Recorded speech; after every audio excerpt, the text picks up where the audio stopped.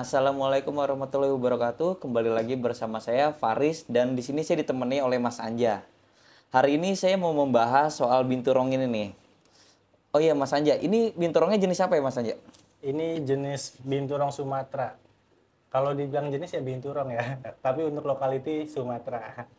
Nah, Sumatera di Indonesia itu ada berapa jenis? Berapa lokality? Kalau di Indonesia itu lebih umumnya sih Sumatera dan Jawa, tapi ada juga yang katanya dari Kalimantan atau yang Ah, sering dibilang itu Borneo, binturong Borneo. Dan biasanya yang saya lihat itu binturong Borneo itu lebih hitam pekat ya, oh lebih lebih temukan. lebih hitam pekat. Kalau Jawa itu Jawa lebih putih. Dia ada yang bilang putih, ada yang bilang abu-abu. Kalau saya sendiri bilangnya sih warna putih lah ya. warna. Karena kadang-kadang ada binturong Jawa yang warnanya abu-abu saat kita mandiin jadi putih gitu. Nah, buat binturong ini dia kira-kira aman gak sih Mas buat main sama anak kecil atau segala macam? Oh, kalau untuk main sama anak kecil itu tergantung dari binturongnya sendiri ya, Karakter ya? karakternya. Karena kalau yang di sini kita breeding sendiri nih Mas Ah, Faris. ah. Ya, jadi kemungkinan aman lah untuk anak-anak dan ini jauh dari karakter alam. Kenapa jauh dari karakter alam? Karena baby ini itu udah masuk di F3. Oh, Nah, F3. biasanya punya karakter yang lebih baik, lebih jinak daripada F1 dan F2-nya gitu. Karena emang indukannya juga sama anak kecil pun ramah, ya Mm-mm. apalagi sama kita yang ngerti gitu kan. Jadi untuk anak kecil, untuk nenek kakek aman lah kayak gitu. Nih, Mas Anja kan mungkin teman-teman di rumah belum ada yang tahu nih F0, F1, F2, F3 itu apa? Oh Bisa minta iya, tolong kalau untuk jelasin nggak? F0 mungkin kalau F0 itu jadi gini, kadang ada juga nih dari teman-teman nih Mas Faris Ya, yang bilang ini udah F3 padahal indukannya itu aja. iya. Sedangkan yang kita tahu F3 itu bukan dari satu indukan, melainkan indukan peringkat Peringat. keberapanya. Kalau F1, F2, F3 itu dari F0 dulu kan harusnya. Heeh. Nah, ada juga nih, kita punya binturong sepasang. Dia udah melahirkan selama 3 kali dalam 1 tahun atau 2 tahun lah. Itu yang ketiga kali dibilangnya F3 itu salah. Jadi Hmm. buat teman-teman juga nih ya, kita sharing F1, F2, F3 itu harus dari silsilah pertama yang ada di F0 gitu Mas Wahis. Oh, F0 itu indukan awal. dari alam lah ya? Boleh dari alam, boleh kita beli atau hasil Oh, dari breeding teman kita sendiri pun nggak masalah. Tapi kalau yang dibilang harus F0-nya itu ya induk pertamanya lah gitu. oh iya. Induk pertama itu yang jadi F0. Satu jenis, satu pasang binturong itu masuknya dalam F0 untuk pengembang biakan. Saat binturong itu melahirkan, anak yang dilahirkan itu masuk dalam F1. F1. Ya, itu masuk dalam F1. Saat F1-nya itu dewasa, dia kawin, dia beranak.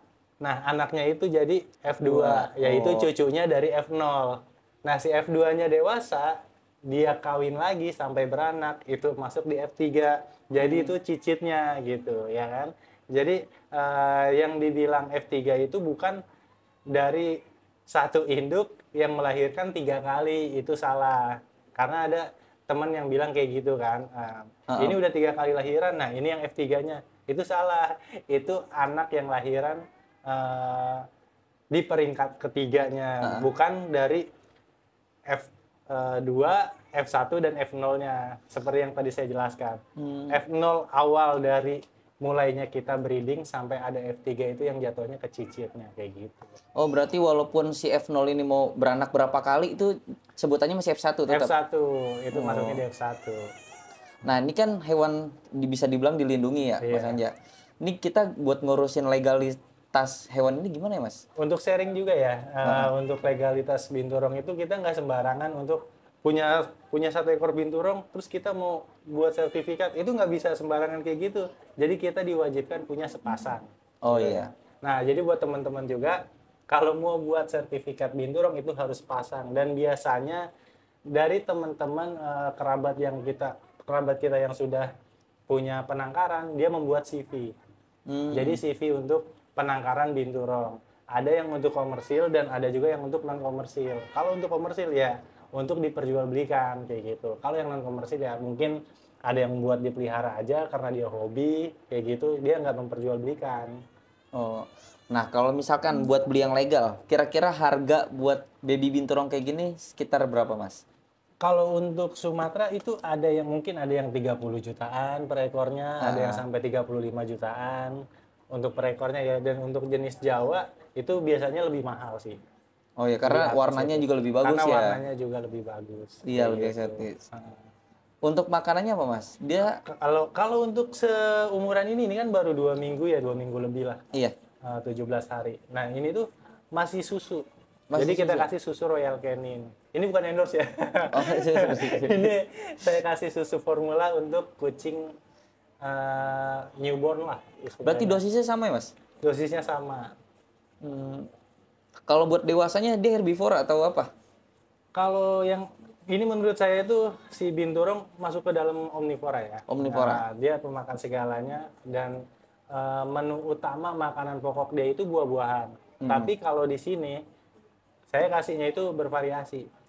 Satu hari kita kasih daging, satu hari kita kasih buah-buahan, satu hari kita kasih cat food atau dog food, satu hari kita kasih sun aja. Oh, dog food dia berarti juga mau. Iya, dog food juga mau. Tapi kalau saya kasih sun, itu biasanya dengan porsi yang lebih banyak. Gitu. Karena dia kan bubur. Nah, takutnya cepat lapar juga. Mungkin untuk makan di pagi hari kita kasih 2 bungkus sun rasa pisang atau rasa merah. Oh. Nah, kalau buat binturong, bobot maksimalnya kira-kira sampai berapa kilo? Untuk induknya aja bisa 30. Wah, gede banget ya? Itu lumayan besar banget. Udah kayak anjing ya? Iya, bisa kayak anak kita. Gede banget itu. Nah, buat binturong ini, kira-kira buat sampai bobot sebesar itu butuh waktu berapa lama? 3 tahun bisa. Mungkin kalau yang saya pelihara binturong untuk maksimal usia dewasanya itu di 2,5 tahun sampai 3 tahun. Jadi di 3 tahun itu biasanya udah maksimal nih besarnya gitu. Jadi lewat dari 3 tahun itu posternya tuh udah nggak berubah, itu udah maksimal besarnya segitu. Panjangnya itu bisa 2 meteran. Dari ujung mulut sampai ujung ekor ya itu bisa sampai 2 meteran maksimal.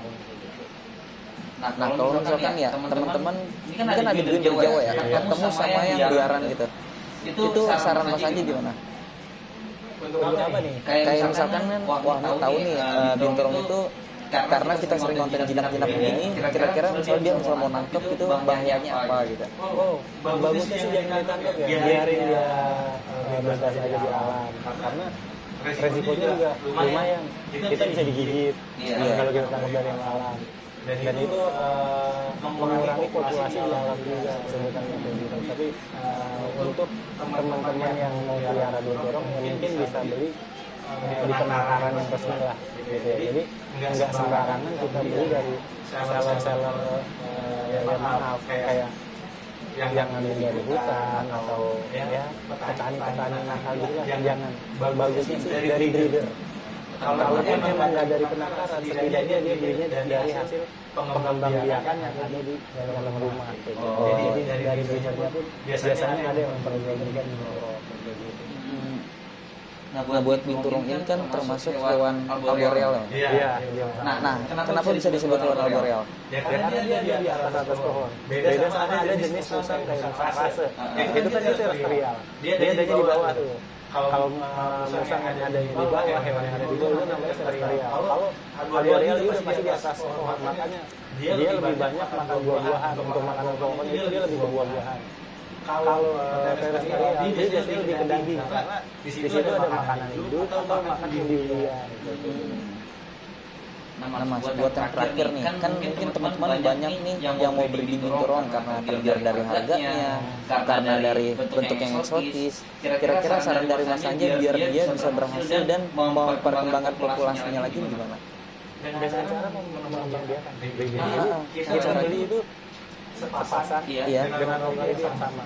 Dianjurkannya seperti itu. Jadi kayak kita beli jenisnya Sumatera, belilah Sumatera sepasang, jangan cuma sekali kasihan. Saat dia breeding, usahakan kandangnya juga layak, gitu. Kandang layak. Udah gitu dari pakannya, kesehatan, serta bunyinya juga. Karena kalau binturongnya kita perlakukan seperti ya kayak hewan-hewan yang gak lulus gitu kan kasihan dia ya. Untuk pakannya itu juga penunjang supaya dia mau kawin untuk menaikkan hormon lah gitu. Ya dari pakan. Kalau kita sih di sini dikasihnya lele. Ikan lele itu untuk menaikkan birahi. Jadi untuk binturong yang mau kita kawinkan, kita breeding, program breeding. Jadi seminggu sebelum dia kawin itu udah kasih lele. Bisa selang tapi sama buah atau lele full. Lebih banyaknya sih lele, tapi buah dan daging lain tetap masuk, tapi lebih banyaknya ke ikan lele karena itu untuk binturong menaikkan hormon. Jadi nafsu birahinya itu lebih kuat lah karena si lele itu. Jadi satu pasang itu kita pisah dulu. Saat dia birahinya udah meningkat, itu waktunya paling bagus tuh untuk breeding si binturong. Saat ketemu satu kandang, itu bisa langsung kawin biasanya. Tapi tergantung dari karakter binturongnya juga. Biasanya dia perkenalan dulu. Dari kandang satu ke kandang lainnya itu didempelin ada gitu. Ada juga yang emang udah akur, jadi kita hanya memisahkan untuk menunda nafsu birahinya gitu. Saat dia ini orang aja lah kalau mereka ketemu sama pasangannya berapa lama, ya ini untuk yang udah bersuami ya gitu. Dia pasti kan punya rasa ingin melakukan hubungan. Begitu pun dengan hewan.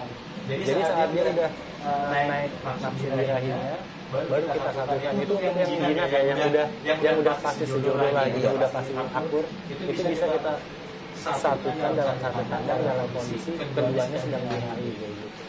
Apalagi satu lagi nih, ada binturong betina, mungkin kalau orang bilangnya itu ngelop ya, dari kelaminnya, betinanya itu udah ngebuka, itu udah gampang banget, enak banget untuk di breeding. Oh berarti kelihatan ya kalau misalkan betinanya birahi gitu ya. Untuk kelaminnya yang udah ngelop kayak gitu dia biasanya kalau dari saya pribadi itu lebih gampang karena udah kelihatan sama-sama birahi. Biasanya juga ejakulasinya itu bagus. Oke Mas Anja, itu aja yang mungkin bisa teman-teman pelajarin ya. Itu kayak udah jelas banget, simple, padat juga udah jelas. Mungkin itu aja yang bisa saya kasih tahu buat teman-teman. Terima kasih. Terima kasih Bang. Oh boleh sekalian. Biar sekalian. Jadi